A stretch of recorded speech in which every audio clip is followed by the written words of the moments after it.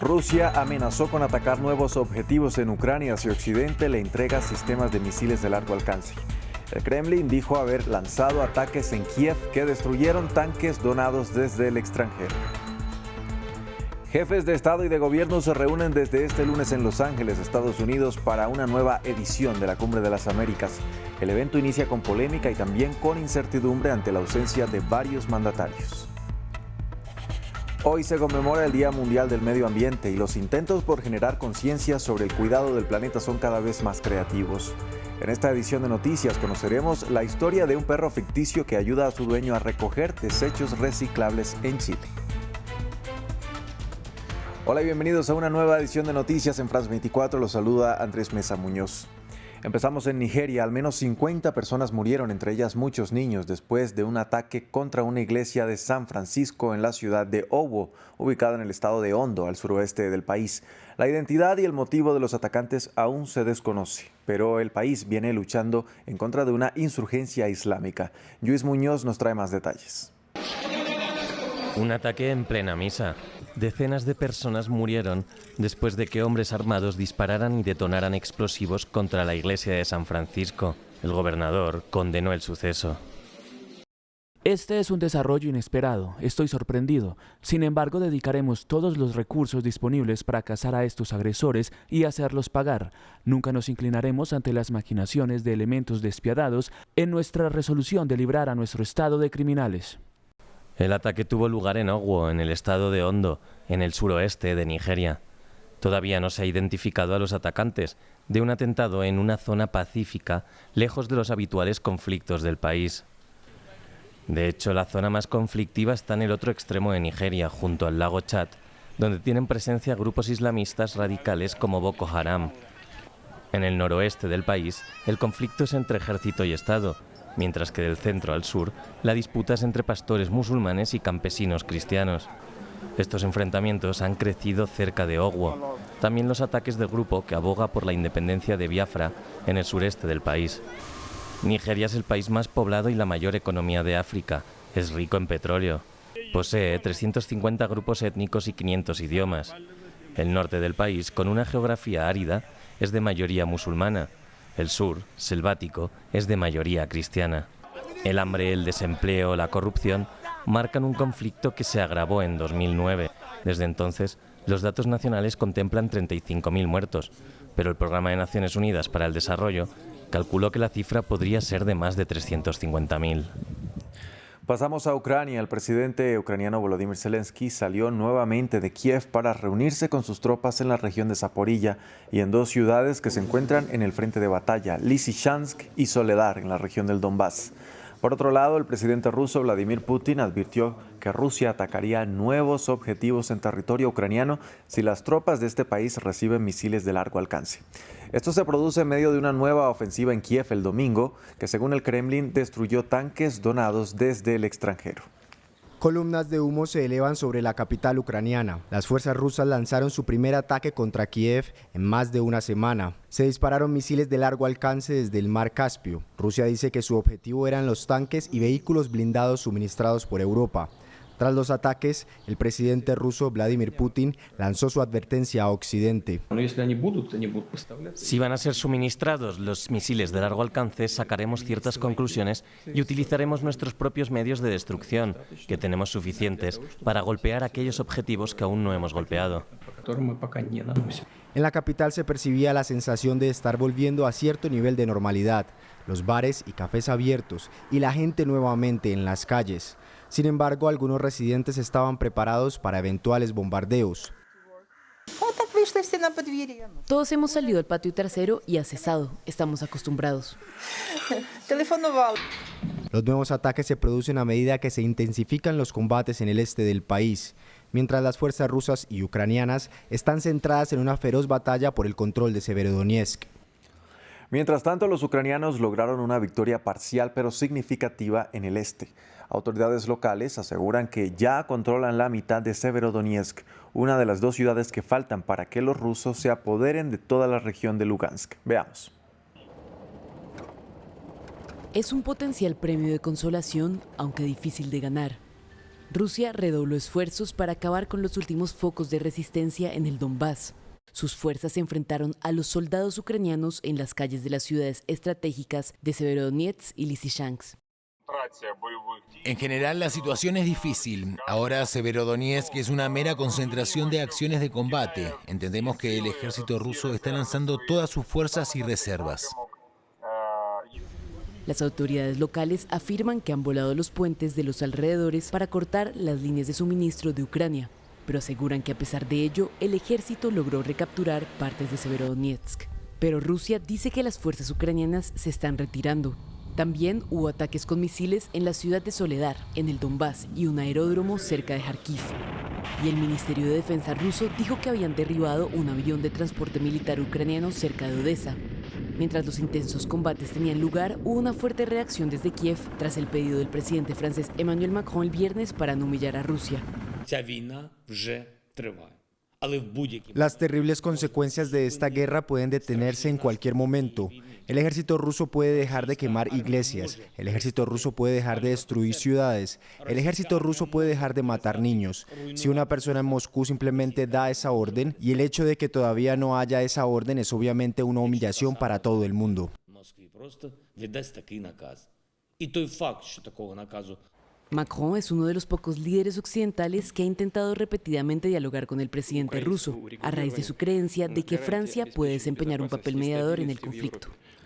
Cambiamos de tema. Bajo el estigma de ser un protegido de su antecesor y las multitudinarias protestas del pasado mes de enero, el presidente de Kazajistán, Kassym-Jomart Tokayev, impulsó una reforma constitucional que fue votada este domingo. De ser aprobada, el proceso traería cambios en la dirección del país, aunque algunos expertos consideran que es solo una manera de calmar los ánimos de cambio de la población. Rafael Pérez nos cuenta más. Kazajistán votó este domingo un cambio constitucional. Las nuevas leyes tendrán como objetivo descentralizar el poder en la ex República Soviética. Otorgaría más poderes al Parlamento, donde habría una representación más amplia. Delegaría algunas prerrogativas del presidente y retiraría a Nursultán Nazarbayev, quien fuera el mandatario por más de 30 años, el estatus de líder de la nación. A pesar de la descentralización, el actual mandatario Kassym-Jomart Tokayev conservaría la autoridad de nombrar jueces, gobernadores regionales y disolver el Parlamento. Si lees las enmiendas con cuidado, verás que en realidad no cambian el sistema político superpresidencial. Lo están convirtiendo en una visión más ligera, una visión más suave. El referendo llega después de los disturbios que vivió el país el pasado mes de enero y que dejaron al menos 230 muertos. En este sentido, después de ejercer su voto, Jomart Tokayev formuló declaraciones. Insistimos que fue un atentado terrorista con el fin de socavar el régimen de gobierno. Por esto estamos hablando de responsabilizar sin exclusión a todos los que tengan algo que ver con esto, ya sea una participación directa, una complicidad, una instigación o la organización. Según medios de prensa locales, algunos sondeos dan por aprobadas las reformas. Los resultados oficiales se darán a conocer en la jornada de este lunes. En medio del conflicto ucraniano, Tokayev se encuentra entre la espada y la pared. Por un lado, quedar en buenos términos con Occidente, quien invierte en los recursos naturales del país, sin ofender a Moscú, su principal socio económico y militar. Estados Unidos se prepara para acoger en Los Ángeles una nueva edición de la Cumbre de las Américas que dará inicio este lunes. Varios jefes de Estado y de Gobierno han confirmado su asistencia, y es que la participación de estos líderes ha sido el tema polémico previo al encuentro, ya que muchos decidieron no ir en solidaridad con Cuba, Nicaragua y Venezuela, cuya presencia ha sido foco de debates. Los detalles desde Los Ángeles con nuestra enviada especial Natalia Cabrera. Andrés, buenas tardes desde Los Ángeles. Aunque la Casa Blanca no ha divulgado la lista oficial de invitados a esta novena Cumbre de las Américas, hay polémica alrededor de las asistencias, pues la administración de Joe Biden había dicho previamente que era posible que no invitara a los presidentes de Cuba, de Venezuela y de Nicaragua por no respetar la Carta Interamericana de Derechos Humanos de la OEA. Este es un mecanismo según el cual todos los países que integran la Organización de Estados Americanos deben realizar elecciones libres y justas y respetar los derechos humanos.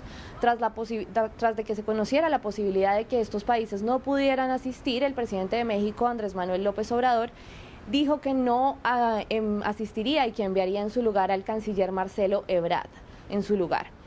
A raíz de este boicot que de alguna manera inició el presidente mexicano, se sumaron países como Bolivia y Honduras e incluso Argentina, que en un primer momento dijo que no iban a asistir. Luego confirmó posteriormente que sí iba a venir a Los Ángeles luego de que la Casa Blanca enviara a un delegado a tener conversaciones con la administración del presidente Alberto Fernández.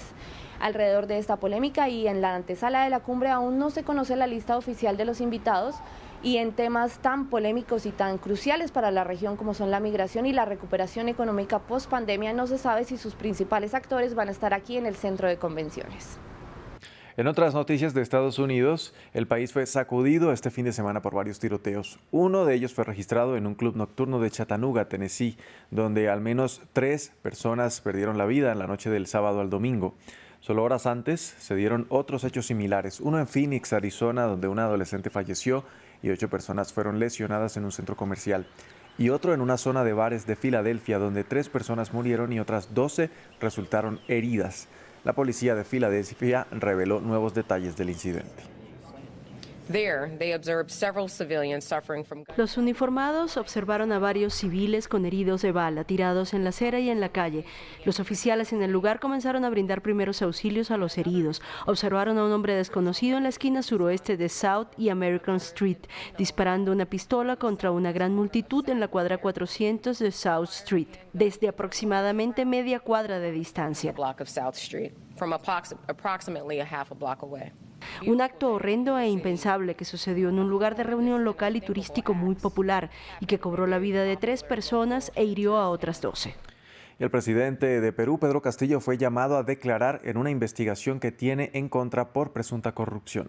La Fiscalía peruana citó al mandatario para el 13 de junio.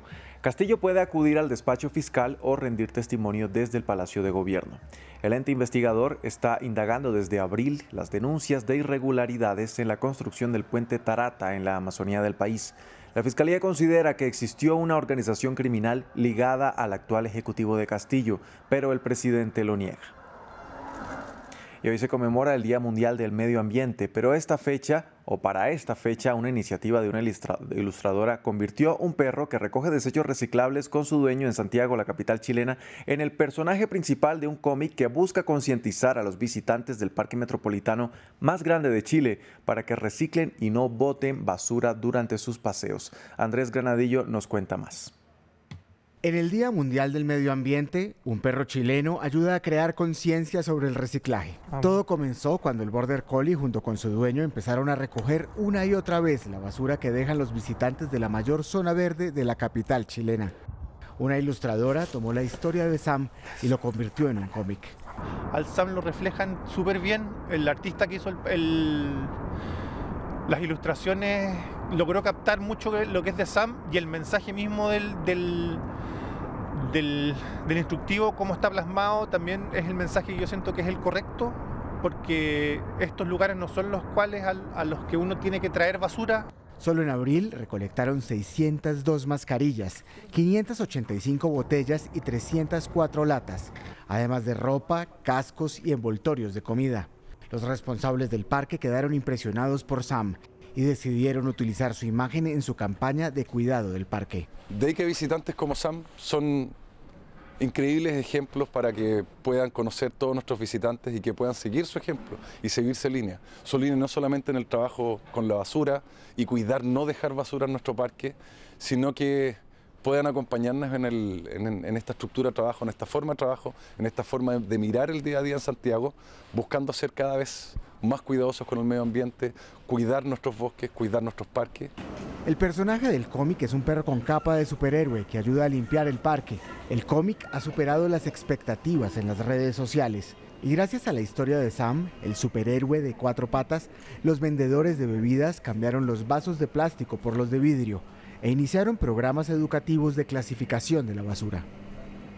Y terminamos este informativo en Bangkok, la capital tailandesa, que celebró este domingo con un desfile colorido, la Bangkok Pride, un evento que no se realizaba desde hace más de 16 años. Los organizadores señalaron que el desfile servirá para celebrar la diversidad y también para pedir derechos para el colectivo LGBTIQ+, como poder cambiar el género de los documentos de identidad el matrimonio entre personas del mismo sexo y el fin de la discriminación. Con estas imágenes despedimos este informativo en France 24. Gracias por acompañarnos.